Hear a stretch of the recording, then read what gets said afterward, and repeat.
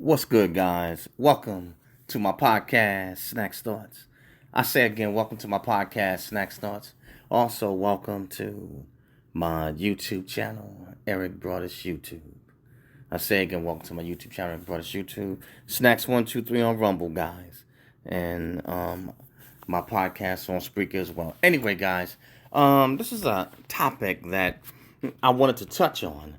This military content. And so today's episode, I'm going to cover discipline in the military versus civilian life and life lessons for men and women. And I'll say it again, discipline in the military versus civilian life.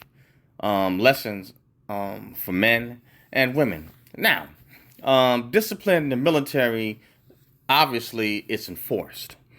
Discipline in civilian life, it's enforced in some cases, can be situational or optional. Okay, and that single difference, it explains why so many men and women struggle after leaving the armed forces. And my case, I'll say that. Well, I'll say some, to be fair, because some veterans adjust to civilian life better. But anyway, guys, let me move along. Today I'm going to break down the real differences between military discipline and civilian life, and the lessons both men and women must learn if they intend to enlist in the military, if they intend to stay in the military and have a successful career in the military, or even if you're not going to retire, even just for your particular enlistment time, okay? And if you want structure, purpose, and control over your life after service, which is important for transition. And what I'm talking about here, ladies and gentlemen, it's not about nostalgia, but this is about reality, as I myself had to transition after retiring from the military to civilian life. All right, guys, let's go. What military discipline really is, okay? Obviously, discipline in the military is not motivation. It's structure and enforcement. And let me say it again: the discipline in the military is not motivation. It is structure and enforcement. They lay the standards down. Standards are clear. Consequences, they are immediate. Accountability in the military is unavoidable. Let me say it again. Accountability is unavoidable. Unavoidable. They will hold you accountable for every little detail. And I'm talking about to the point where it almost seems like they're extremely nitpicky, Anyway, in the military, discipline doesn't depend on how you feel. It doesn't care if you're tired, unmotivated, stressed, or emotional. Men and women are held to the same standards. It is equal, doesn't matter, and gender neutral. Okay, time, appearance, performance, responsibility. You don't wake up asking, "Do I feel like being disciplined today?" The system decides for you, and I have to keep it real. Oh man, Uncle Sam don't care. Okay, now what changes in civilian life once you cross over? Obviously, with some veterans, the culture shock, okay, and then the opposite reverse for some civilians entering into the military. The shock is real, but you'll get through it. For those that desire to enlist in the military as enlisted or on the officer side. All right. Here's the shock, what I'm saying, when we become a veteran. Structure disappears. I know all about that. No one checks you, what I'm saying, so to speak, on an official level. No one enforces standards. You're personally held responsible for that. Freedom increases, accountability vanishes, and that is definitely something that I can relate to. When I first came out out the military, when I came to California, and the crazy part about it, for the first time in like about 20 years, I had realized that I didn't have to get up before 7 o'clock in the morning. And so what happened for me, 7:30 or 8 o'clock when I first got out the military was considered late. That was late. That was good rest right there because I was used to having to be up early. And so what happened over time, 7:30 became 8 o'clock. 8 o'clock became 8:30. 8:30 became 9. And then once I really, especially when I started going to school and I wasn't working, um, I was getting up at like 12, 1 o'clock, in the afternoon. Because I no longer had that structure around me, and that structure, it basically, it kind of, I guess you could say unofficially motivated me, or it forced me, into a specific lifestyle and put certain pressures on me to have to be up, that early and work, many times a longer than 8 hour workday. Okay. Now, for my vets, all right, when you enter civilian life and suddenly no one is watching, no more formations, no more inspections, that means that you no longer have to wear the uniform. You don't have to shine your boots anymore. For the guys, we can grow our beards out, grow our hair long. For the ladies, you can maybe color your hair certain colors, wear your nails long. I mean, it's just different things, and even grow your hair out to a certain length, and you no longer have to make your hairstyle to military standards, So now on the civilian side, I would say that generally speaking, obviously tardiness is still a big thing, especially when it comes to your job. You know what I'm saying? You cannot be late, at work in anything that's considered official. So, but I would say with the military, if civilian side, if the civilian side wants you there, say 5 minutes or 10 minutes early, the military minimum is 15 to 30 minutes earlier, else you already late. Okay. Now, on the civilian side, generally speaking, in your own life, nobody corrects you if you drift off. Freedom sounds good, right? When we first get out and stuff like that, until you realize freedom without discipline, it can be chaotic, and for some individuals or some vets, it can be. Not all, what I'm saying? Some people, whether they're civilian or not, they have better personal discipline. But for veterans, there are some vets that do have better discipline than others, and many of us, we still retain some of the discipline and some of the habits that we learned in the military because it's ingrained in us. It's like it's muscle memory. So if any of you vets or people that's never been in the military, if you ever seen vets that get out and they have a certain look, or they walk with a certain posture, or they have certain habits, and you'd be like, that person must have been in the military. It's because it's just the habits that's been ingrained and that we got used to as a lifestyle. So that's why. All right, let me move on, guys. All right. Why some men and women struggle after service. Discipline was externally supported. Internal discipline wasn't fully developed. Comfort replaces purpose. Excuse me. Drift replaces direction. This is where both men and women can struggle, not because they're weak, but because the environment has changed. And I will say it again. This is where both men and women can struggle, not necessarily, but they can. Not because they're weak, but because their environment has changed. And the military environment to the civilian environment, they are two totally different beasts. The military environment is a totally different animal. And granted, it is a subculture of the American culture, and for anyone that's in another country, your military also has its own subculture, but it still is a subset of your own culture. Anyway, Let me move on. But the environment is what is different. The military didn't just give you discipline; it loans you discipline with accountability. Okay. Now, when the structure disappears, the habits collapse. Unless discipline has been internalized, and some vets they internalize the positive things of the military more than others, and some vets internalize more of the negative aspects of the military more than others.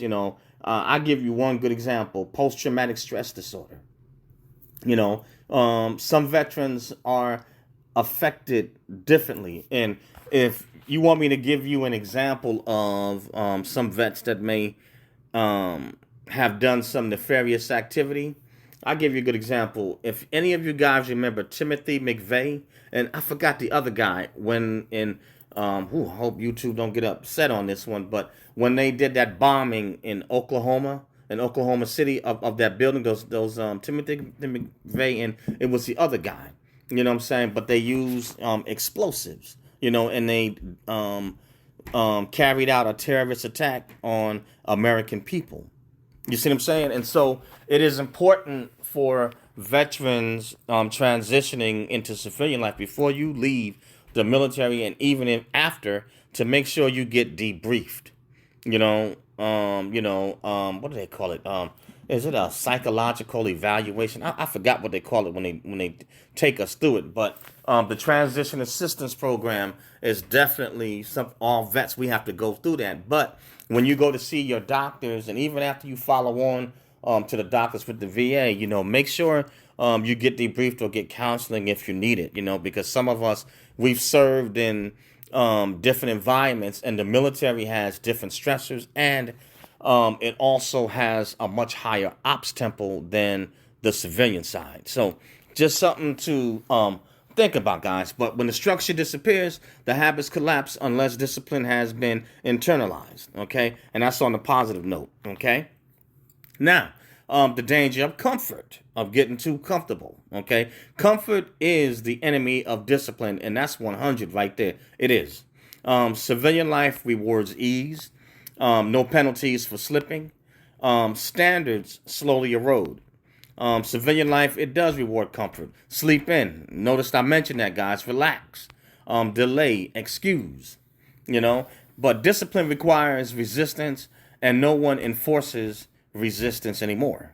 Now, a good example of that, a lot of veterans, when they come into military life, what happens is that the stress load that is put on you when you're in the military, when you hit civilian life, it is instantly relieved. And that itself is a high stressor in itself, because we're used to, as veterans, when we were in the military, we're used to wearing different hats, and we're used to elevated stress. And so that becomes a normal part of our job, and also of our lifestyle. Then when we come to the civilian side and we transition over, all of a sudden that stressor is taken away.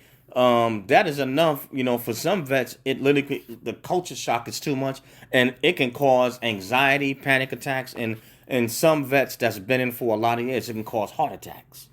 And they have studies on it. There are certain individuals that, especially some like a lot of high-ranking individuals, officers and enlisted, and when they get out of the military, and say some of them retire, some of them, it's like, what is it? I think they said some within anywhere from 24 to 72 hours, and some within the first year had a heart attack, and they became unalive because they could not, the stress of things being too peaceful, or the ops tempo slowing down on the civilian side, it was too much for their body and their mind to take. And so what happened, they collapsed, and, they passed on. So this stuff is real, man. This stuff is real, Anyway, but discipline requires resistance, and no one enforces resistance anymore. That's why capable men and women slowly lose sharpness, confidence, and self-respect. And discipline is necessary in order to bring out these aspects and make an individual, you know what I'm saying, sharper, you know what I'm saying, on their game. You know what I'm saying? They get more, on point. It's the same thing like an athlete. If an athlete stops training, they lose their edge. And I'll give you a good example. Let's say for the pros, at the professional level in any sport, those men and women have to consistently, they have to train right, they have to diet right, they have to make sure that they get enough rest. Any slight thing, if they get to slacking and try to slack off at that level, it is so competitive that their competition will outperform them. And it's the same thing in the military. The military is a very highly competitive environment. You have to be on top of your game, and discipline brings that out and it enforces it. Okay. Now, in the military, discipline is not gendered. It has nothing to do with gender. In the military, they don't care, male or female. Now, do they have maybe certain in the physical fitness standards?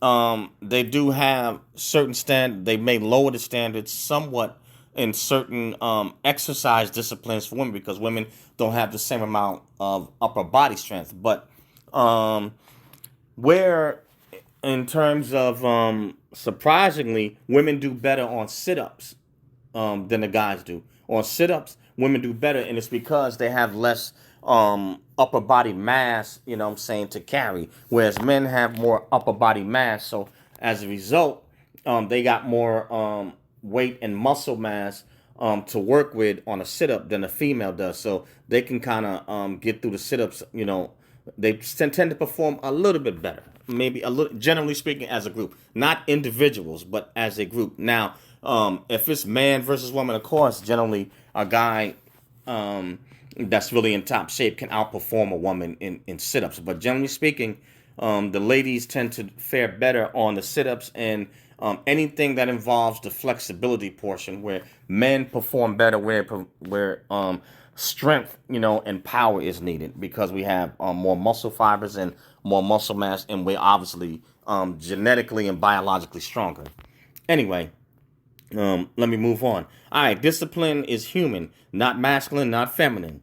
Okay, women experience the same loss of structure. Accountability affects everyone. Okay, let me be clear.